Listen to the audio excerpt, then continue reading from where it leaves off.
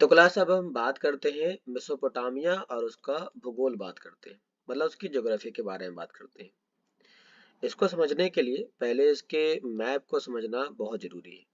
जैसे कि आप ये देख रहे हैं, आप ये जो देख रहे हैं ये इसकी ज्योग्राफी के बारे में बताने के लिए काफी। आप इस मैप को समझ करके आसानी से इसके बारे में समझ सकते हैं। इस पॉइंट में पहले पॉइंट में कहता है, इसके लिए हम बात करते हैं। तो कहता है कि मेसोपोटामिया या इराक एक भौगोलिक डाइवर्सिटी वाला देश है, जिसके चारों ओर भूगोल में विविधता पाई जाती है, डिफरेंस पाई जाती है, डाइवर्सिटी पाई जाती है। जैसे कि बात करते हैं इसके पूर्वोत्तर भाग में, मतलब नॉर्थ ईस्ट वाले पार्ट की बात करते हैं, तो यहाँ पर हरा भरा मैदान है, वृक्ष से ढके हुए पर्वत श्रृंखला फैली हुई है। इसके साथ साथ लगभग 7,000 से लेके 6,000 ईसा पूर्व यहीं पर पहली बार खेती की शुरुआत होती है। अब इसको समझने के लिए आपको मैप देखना पड़ेगा। यदि आप मैप में देखेंगे तो मैप का ये जो पार्ट आप देख रहे हैं, देखो इसको यदि हम डिवाइड करते हैं तो इसको आप ऐसे डिवाइड कर दीजिए और इसको आप ऐसे समझ सकते हैं।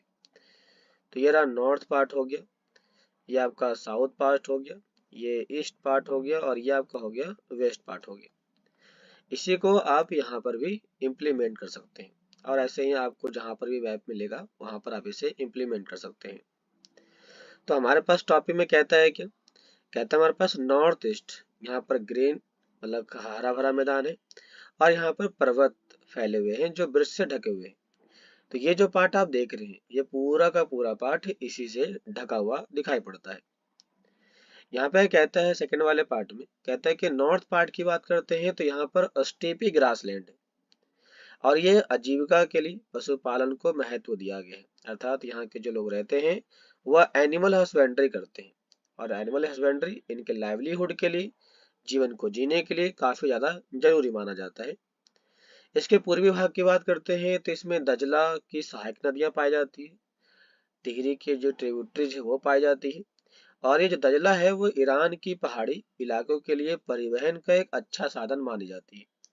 तो ये क्वेश्चन आपका आया हुआ था कि ईरान में परिवहन के लिए किस नदी का इस्तेमाल होता है, तो वो हमारे पास होता है दजला रिवर का इस्तेमाल होता है और उसकी सहायक नदी का इस्तेमाल होता है।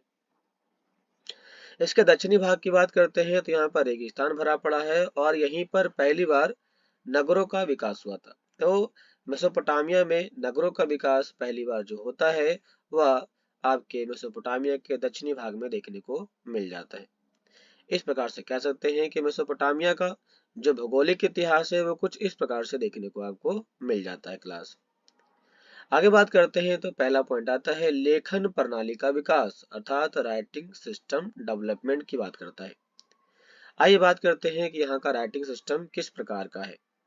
कहता है इराक के दक्षिणी भाग में फसल उत्पादन के मुख्य कारक कौन से हैं, ऐसे क्वेश्चन आपके एग्जाम में आते रहते हैं। तो कहता है यहाँ पर उत्तरी भाग से निकलने वाली दजला और फरात नदी के द्वारा बड़ी मात्रा में महीन रेत को लाया जाता है, आपका सैंडस्टोन को लाया जाता है जो काफी स्मॉल पार्टिकल्स वाले होते हैं, जिसके कारण इस जगह का जो क्षेत्र होता है वो उपजाऊ मैदान तैयार करता है, जिसके कारण इराक के दक्षिणी भाग में बड़ी मात्रा में खेती की जाती है। तो इराक के दक्षिणी भाग में खेती करने के पीछे जो सबसे मेन कारण है वह है दजला और फरात नदियों के द्वारा लाए जाने वाले small dust particles, sand particles इसके मेन कारण माने जाते हैं। यहाँ पे कहता है, इसके शुरुआत करते हैं पहले पॉइंट से। तो कहता है फरात नदी रेगिस्तान में आने के बाद कई भागों में बट जाती है, जिसके कारण कई बार इसमें बाढ़ आ जाता है। इस नदी का उपयोग सिंचाई के लिए किया जाता है, क्योंकि जब नदियां आएगी और नदियों में रेत आएगा तो रेत आने से बाढ़ आ जाएगा और जब बाढ़ आएगा तो इसी के आसपास के इलाके में इसी बाढ़ वाले पानी से, फ्लड वाले पानी से इरिगेशन किया गया। कहता है फरात नदी से विभिन्न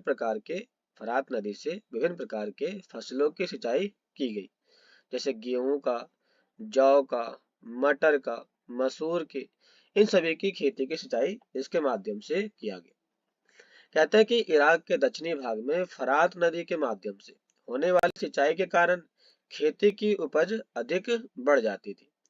तो कह सकते हैं कि इराक में खेती की उपज को बढ़ाने के लिए किस नदी का इस्तेमाल किया गया? तो फरात नदी के द्वारा सिंचाई का इस्तेमाल किया गया।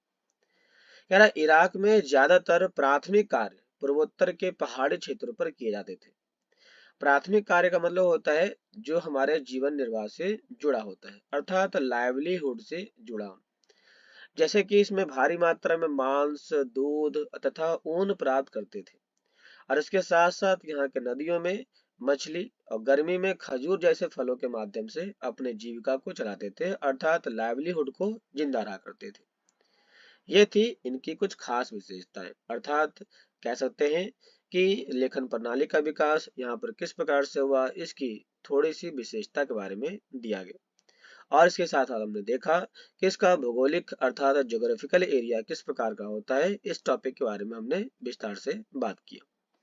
तो मिलते हैं नेक्स्ट क्लास में, जिसमें बात करेंगे शहरीकरण का महत्व बात करेंगे। तो आज के लिए इतना ही।